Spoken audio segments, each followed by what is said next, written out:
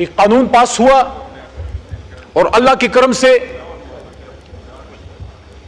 اس کے بعد اس قانون میں قادیانیت کو اور قادیانیوں کو نان مسلم یعنی کہ غیر مسلم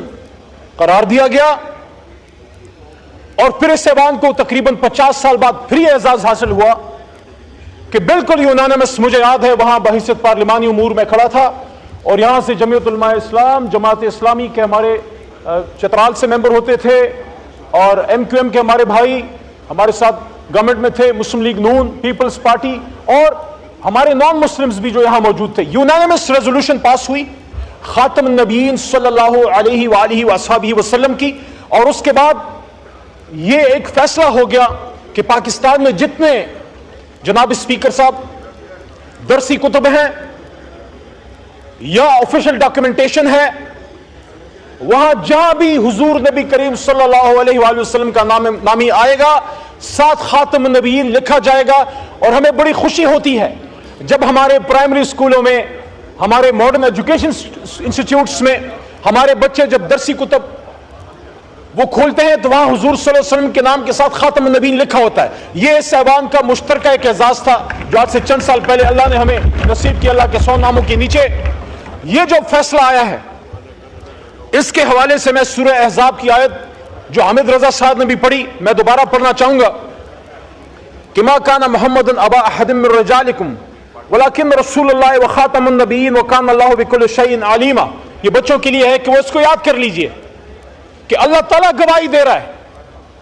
اللہ تعالیٰ اپنے قرآن عظیم شان میں گواہی دے رہا ہے کہ جب ابھی آدم کی تخلیق نہیں ہوئی، کیونکہ قرآن لوح محفوظ میں آدم علیہ السلام کی تخلیق سے 14 ارب سال پہلے موجود تھا، تو حضور نبی کریم صلی اللہ علیہ وسلم کی ختم نبوت کی گواہی اللہ بزرگ برتر آدم علیہ السلام کی پیدائش سے بھی جب ابھی تک کوئی ایک نبی بھی نہیں آیا وہ گواہی دے رہے ہیں۔ اور حضور نبی کریم صلی اللہ علیہ وآلہ وسلم کہ اپنی حدیث کا مفہوم ہے، ابو داؤد میں حدیث نمبر 4252 اور ترمذی شریف میں حدیث نمبر 2219، اور دونوں کا مفہوم یہ ہے کہ میرے بعد بہت سے ایسے، حضور نبی کریم صلی اللہ علیہ وسلم فرماتے ہیں کمی بیشی اللہ معاف کرے، میرے بعد بہت سے ایسے جھوٹے نبی آئیں گے جو نبوت کا دعویٰ کریں گے، لیکن حضور صلی اللہ علیہ وسلم نے کیا فرمایا؟ انا خاتم النبی لا نبی بعدی، کہ میں آخری نبی ہوں۔ حضور صلی اللہ علیہ وسلم فرماتے ہیں میرے بعد کوئی نبی نہیں آئے گا، تو ثابت ہوا کہ اللہ کہتا ہے کوئی رسول نہیں آئے گا، آپ آخری رسول ہیں، اور اللہ کے حبیب کہتے ہیں میں آخری نبی، تو نبوت کا بھی دروازہ بند، رسالت کا بھی دروازہ بند، اور اس کے اوپر مہر تصدیق ثبت کی 25 کروڑ عوام نے اللہ کے 100 ناموں کے نیچے اس ایوان کے ذریعے۔ آرٹیکل 260 بڑی لمبی تفصیل ہے، ٹائم ضائع ہو جائے گا، اس میں یہ کلیئر ہے کہ جب تک آپ حضور نبی کریم صلی اللہ علیہ وسلم کی خاتم النبیین کی ختم نبوت پہ یقین نہیں رکھتے آپ مسلمان نہیں ہو سکتے، اور اب ہم نے اس کی حفاظت کرنی ہے،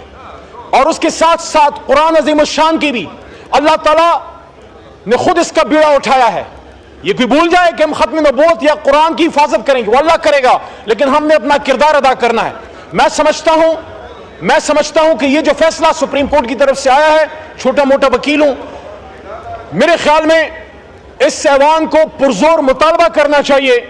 اپنی سپریم کورٹ سے کہ سپریم کورٹ میں بھی ہم سے زیادہ غلامان رسول موجود ہیں، ان کو ہم سے زیادہ حضور نبی کریم صلی اللہ علیہ وسلم سے محبت ہے، اور ان کی ختم نبوت کی حفاظت کے لیے ہم سے زیادہ قربانی کے لیے تیار ہوں گے، لیکن اس فیصلے سے ابہام پیدا ہوا ہے، اس لیے ضرورت اس امر کی ہے جناب اسپیکر صاحب کہ جس طرح میرے محترم حنیف عباسی بھائی نے بات کی ہے، اور جس طرح حامد رضا صاحبزادہ صاحب نے گفتگو فرمائی ہے، اور جس طرح لا منسٹر صاحب نے بات کی ہے،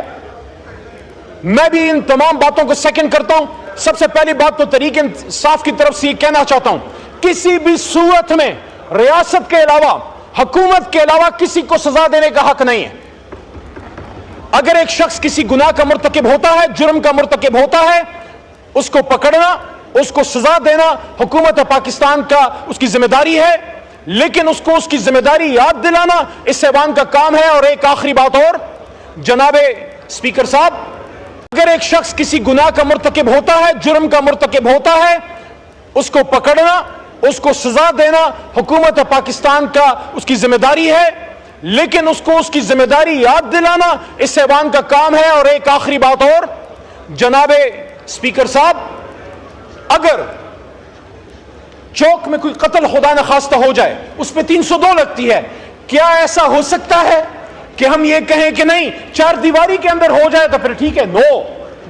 اگر چوک پہ قتل ہے تو چار دیواری میں قتل ہے۔ اور سب سے بڑا گناہ، سب سے بڑا ظلم اس کائنات میں اگر ہو سکتا ہے وہ حضور صلی اللہ علیہ وآلہ وسلم کی ختم نبوت سے انکار اور قرآن میں تحریف کی کوشش ہے۔ جو یہ کوشش کرے گا، یہ ایوان، یہ 25 کروڑ عوام ان ہاتھوں کو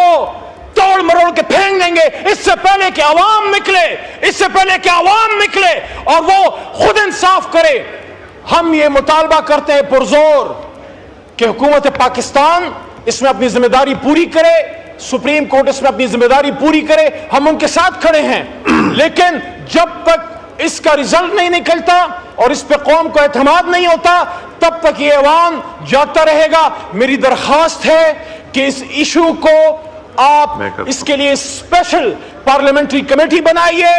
اس میں سینٹ سے محترم ممبران کو لائیے، علماء کرام کو بٹھائیے، ہمیں موقع دیجئے، اور وہ پارلیمنٹری کمیٹی تب تک اپنی میٹنگز کرتی رہے اور تب تک وہ کمیٹی اپنی ڈیوٹی کرتی رہے جب تک سپریم کورٹ اپنے اس فیصلے پہ نظر ثانی نہیں کر لیتا۔ بہت شکریہ۔